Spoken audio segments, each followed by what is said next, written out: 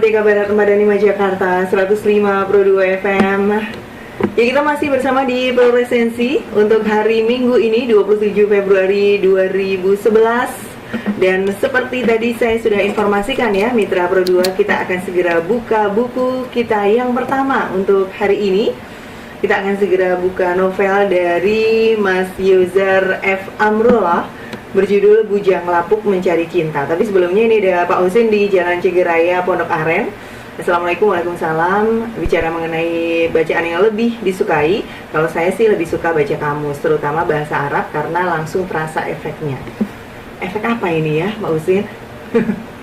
Terima kasih Pak Husin. Baik, saya langsung sapa narasumber saya di siang hari ini menjelang sore. Assalamualaikum Mas Amru. Waalaikumsalam warahmatullahi wabarakatuh. Selamat sore. Apa kabar? Alhamdulillah baik. Mungkin lebih dekat ke mic kali Mas, ya, karena kurang begitu jelas Mitra Pro 2-nya. Ya, ini novel dari Mas Amru ya, Bujang Lapuk Mencari Cinta. Ya. Emang selapuk apa sih dia itu? Sampai dibilang bujang lapuk. Jadi sebenarnya itu kalau bisa dibilang tuh bukan novel ya, tapi kumpulan cerita komedi. Kumpulan cerita komedi gitu cerita ya. Komedi. Sebenarnya buku ini terdiri dari sekitar 21 cerita. 20 yang non fiksi, itu yang cerita tentang pengalaman saya pribadi. Kemudian yang Bujang Lapuk itu yang non fiksinya, yang fiksinya maaf. Yang fiksinya. Jadi yang tentang mengenai bujang lapuknya itu sebenarnya yang fiksi itu gitu.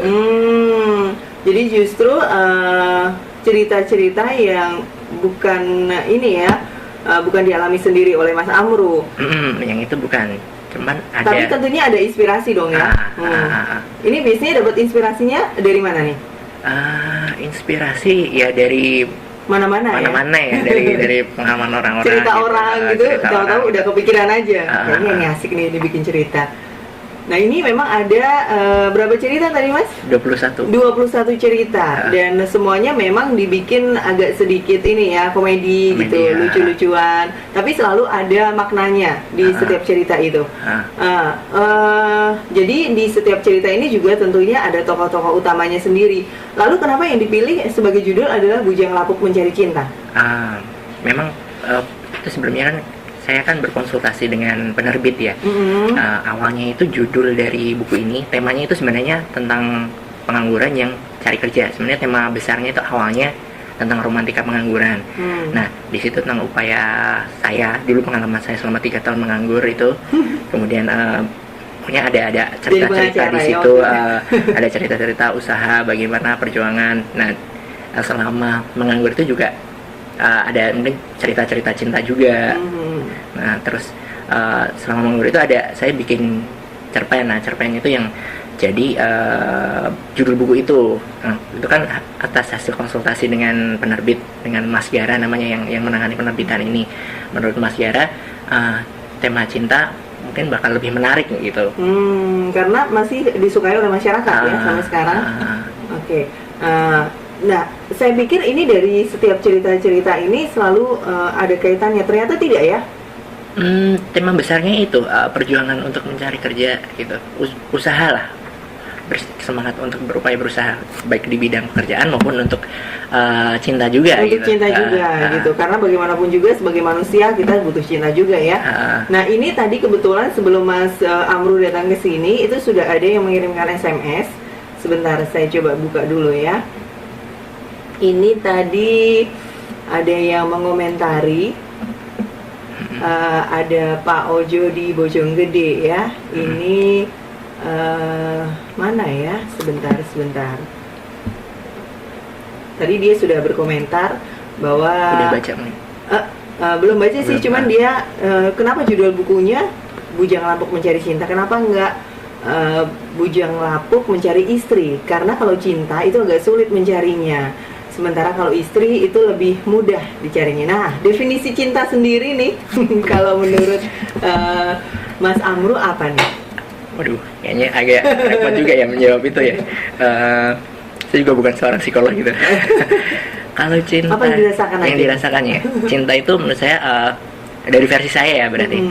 Cinta itu berarti saat kita menyukai seseorang dan kita mampu untuk mengorbankan apa yang kita kadang kalau suka sama seorang itu kan kadang suka bertingkah aneh, lucu dan lain sebagainya gitu, dan kita bisa berkorban ke sama orang itu meskipun orang itu belum tentu suka sama kita. Menurut saya itu cinta yang sebenarnya seperti itu gitu. Jadi kita lebih banyak memberi daripada menerima gitu ya. Oke, ya itu menurut Mas Amru seperti itu, Pak Ujo ya.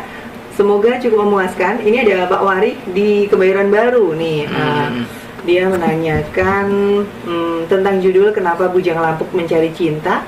Apakah ini mengkritisi novel Yudhistira Anugraha yang pernah menggebrak jagat penulisan, terutama novel Arjuna Mencari Cinta, atau barangkali parodi dari novel tersebut?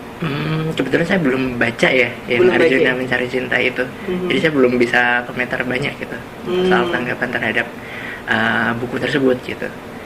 Oke, nah ini secara garis besar aja nih Mas Amru mengenai buku ini sendiri. Bujang Lapuk Mencari Cinta ini seperti apa? Secara garis besar, kan tadi saya sudah bilang ya kalau itu terdiri dari satu cerita fiksi dan 20 cerita yang non fiksi. Kalau yang untuk cerita fiksinya itu yang tentang pencarian seorang pria namanya Fahrel di situ. Dia menyukai seorang gadis yang mungkin usianya terlalu belia gitu. Nah, belianya umurnya berapa? Si Fahrelnya ini umurnya berapa? Fahrelnya itu kira-kira sekitar kepala 3 kali ya, kalau nggak salah ya. Kalau yang belianya itu masih TK gitu. Wow, itu mah bukan belia lagi tuh.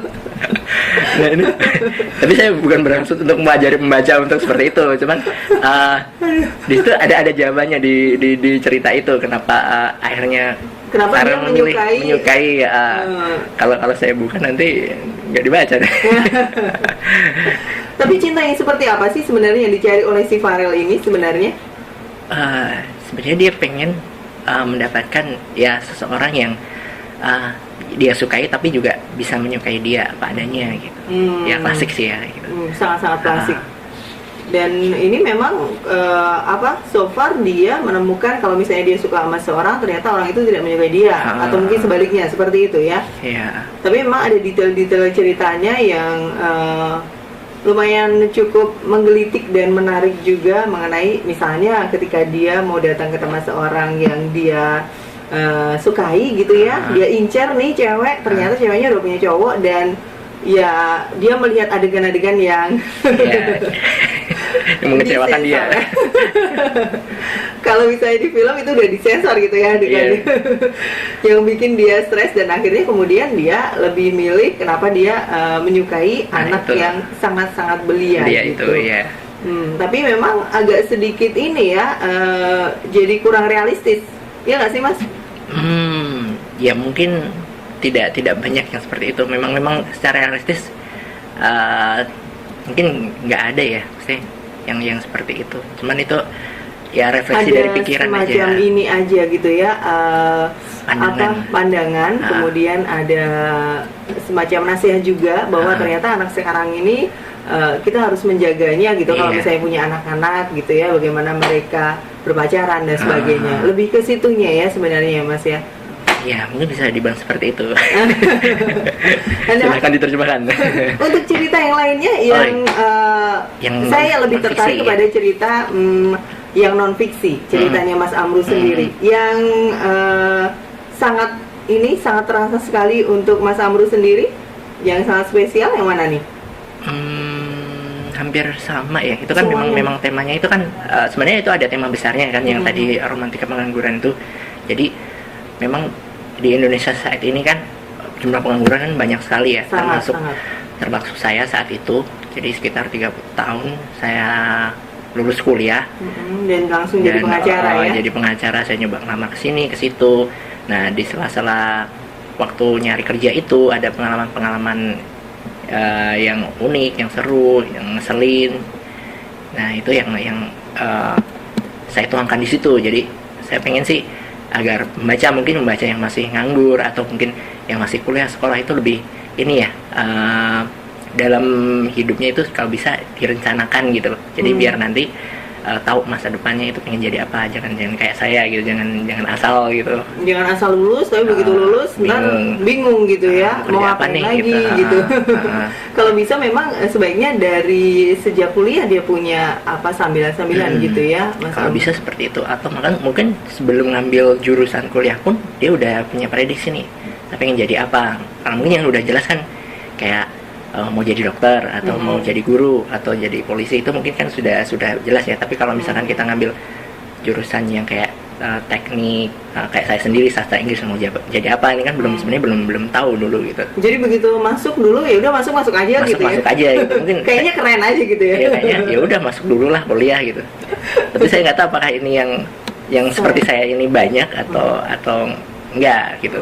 Tapi begitu merasakan kuliah di situ dan keluar dari sastra Inggris itu, apa yang dirasakan Mas Amru? Apakah memang itu yang dicari selama ini, yang memang tepat untuk Mas Amru, atau sebenarnya Mas Amru merasa kayaknya salah nih masuk sastra Inggris? Kalau untuk jurusan sih, karena waktu itu dulu saya ngambil karena saya menyukai ininya ya, pelajarannya ya. Jadi saya karena suka sastra Inggris, suka bahasa Inggris, terus kebetulan nilai saya cukup baik waktu SMA. Nah ya udah, saya jalani aja dulu gitu, pokoknya belum tahu mau ngapain gitu. Dan begitu masuk ke dalamnya ya belum tahu juga mah. Ya kuliah aja gitu. Tapi bisa lulus juga ya, yang nah begitu itu bisa lulus juga. bisa lulus juga, dosennya baik ya. Tapi ada yang ini nggak, mengendap nggak, misalnya dari kemudian lulus ternyata ada yang bermanfaat juga dari pelajaran waktu di sastra Inggris itu, yang kemudian diterapkan dalam dunia kerja Mas Amru? Ya ada sih, seperti kalau waktu kuliah itu kan ada kayak pelajaran writing, nulis ya, jurnalisme. Mungkin secara waktu kuliah itu belum terlalu mendalam, tapi pekerjaan saya yang sekarang itu kan memang ada kaitannya dengan nulis juga, bikin berita gitu. Dan berkaitan dengan media, saya kan di humas ya. Nah itu meskipun tidak terlalu dalam dulu, tapi paling nggak ada bekal lah, cukup lah, lumayan gitu. Bagaimanapun juga selalu ada hal yang bermanfaat lah ya, yang bisa kita ambil ya. Oke, nah ini bukunya dari Mas Amru, Yuzar F. Amrullah, Bujang Lapuk Mencari Cinta.